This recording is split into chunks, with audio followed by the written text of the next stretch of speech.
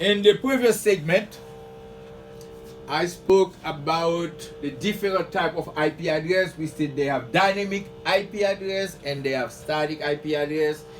And I said the IP address is composed of the network ID and the host ID. And I talk about the subnet mask. I said the subnet mask is a technology that allow to separate which part, which portion of the IP address is the network ID and which portion is the host ID. And also I'll talk about the DNS server, which is a server that translates from domain name to IP address. So now I'm going to talk about another type of IP, which is the APIPA. APIPA is automatic private IP address. What it is? Suppose I configure my computer to obtain an IP address automatically in the case of dynamic IP. Alright? So I configure my network. My network has a subnet mask, it has a gateway number, it has a DNS, ready to go. And for a reason, my modem is disconnected, or there is a problem with the cable, there is no connection to the internet. My computer is configured to receive an IP address from the DHCP server. Remember I said the IP address comes from the DHCP server. This is what I said. Now the computer cannot obtain the IP address because there is no connection to the DHCP server. What you think will happen? There is a Windows as a pool of IP address that start by 169.1.0.0 to 169.254.255.255.255. So the computer automatically by random will pull one of those IP address. So anytime you see an IP address that start by 169.254, you know is a automatic IP address. With this IP address, the computer will be able to communicate with other computer only on this network. But that computer will not be able to go to the internet, and that computer will not be able to communicate with other computers. So APIPA is convenient if you don't have any connection to a wide area network. But if you do have connection with another network, or if you need to establish connection with another network, you will have to troubleshoot your network and find out why your network is not connected with an ISP provider. So APIPA is convenient, but APIPA is an indication that you don't have connection to the internet.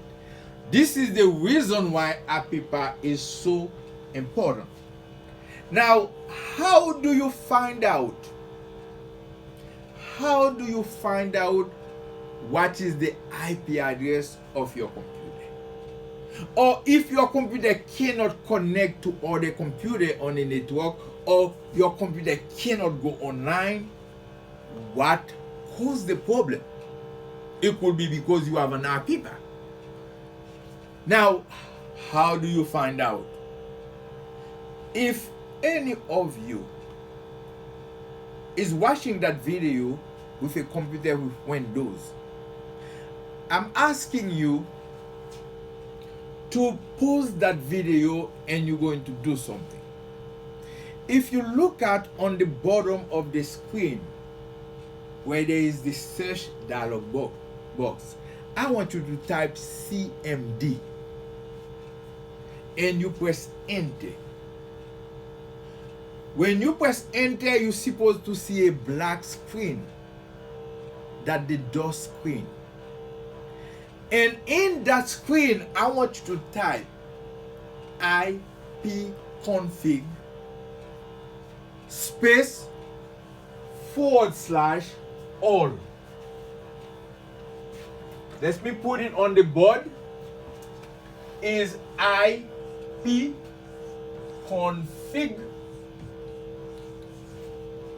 / all. After you do that, you press enter, you will see a list of all those IP I was talking earlier. You will see the MAC address. They call it physical. They also call the MAC address physical address. You will see the MAC address. You will see the IP address of the computer. You will see the subnet mask. You will see the default gateway. When you do that command ipconfig / all, it will display all the parameters that you need to configure the network, or you will find all the parameters that the computer obtains automatically from the DHCP server. So if you look at where it says IP address, you see something 169.254, no matter what the other number are. As long the IP address start by 169, that means one thing: there is a physical rupture. There is something that block your computer from accessing the internet. That means there is no internet connection. So this is the reason that APIPA is a very essential tool in troubleshooting methodology. Because if you cannot get access to the internet, the first thing that you have to do is to find out what is the IP address of that device that cannot go to the internet. And this command ipconfig is the command that can display the IP address, the gateway, the subnet mask. All of this information will be displayed. Then based on what the IP address is, you can figure out whether or not that computer has a problem with the network interface card, a problem with the cable, or a problem with the modem that connects you to the internet. We're going to go back to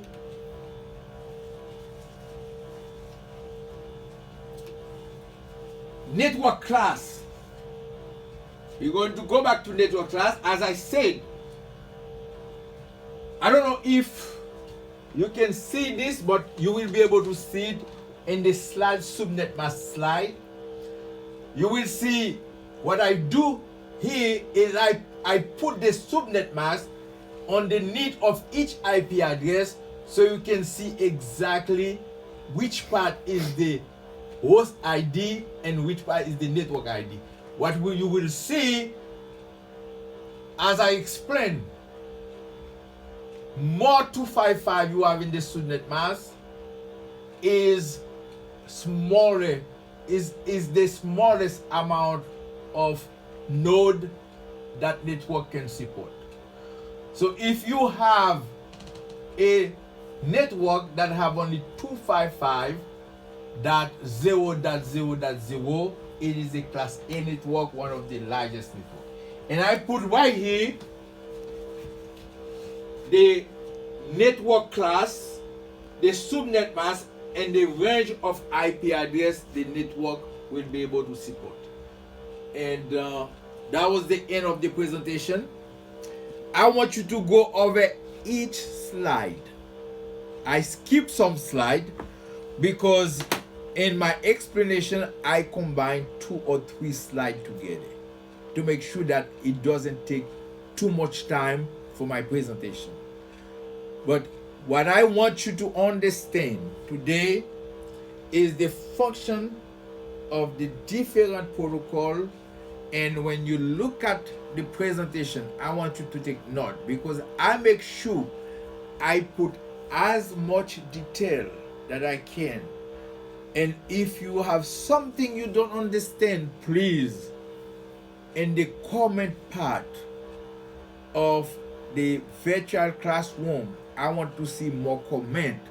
I want to see more question. Please do not send private comment except if you want to talk about something that is private. There is nothing private in the learning environment. We are all learning together. I'm learning from you, you are learning from me, and the other students are learning from you, and you are learning from them. So we are all in this together.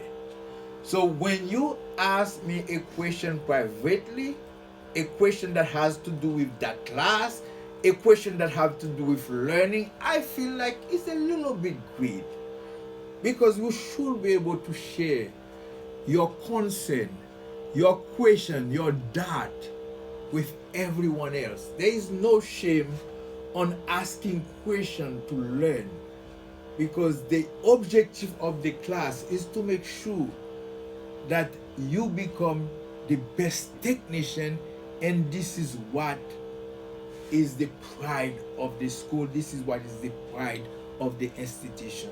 This is the reason why we do it, to make sure that you become a good technician and the best technician. Now, you can ask yourself, for what reason, when you get a job, they're going to call you engineer? It's because you know a lot, you learn a lot. And I'm very proud of the effort that I see in this class. Continue to make the same effort. And I'm going to have a meeting to have a sense of how I can teach the class better, because finally, online school in a few years is going to be the only school.